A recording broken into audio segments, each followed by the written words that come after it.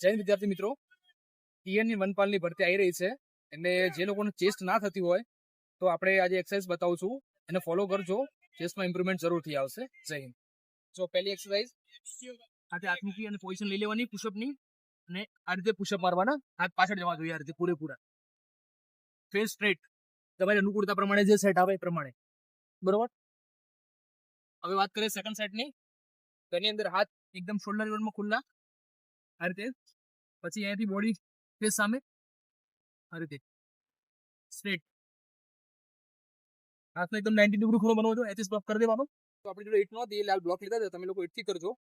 પૂરા હાથ આ રીતે સ્ટ્રેટ, આ રીતે પૂરો રહેવો જોઈએ, આ રીતે પૂરેપૂરો સેટ હોવો જોઈએ. તમારે અનુકૂળતા પ્રમાણે સેટ મારી દો.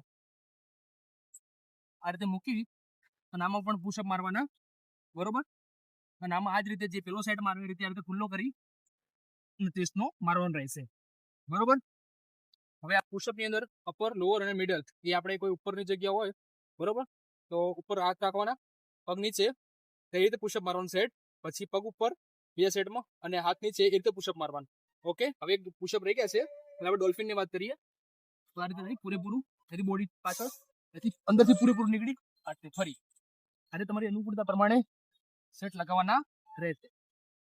તમને જે એક્સરસાઇઝ બતાવી એના તમારા પ્રમાણે જેમ અનુકૂળતા એમ સેટ બે કાં તો સેટમાં 15-20 વધારો કરતા રહેજો.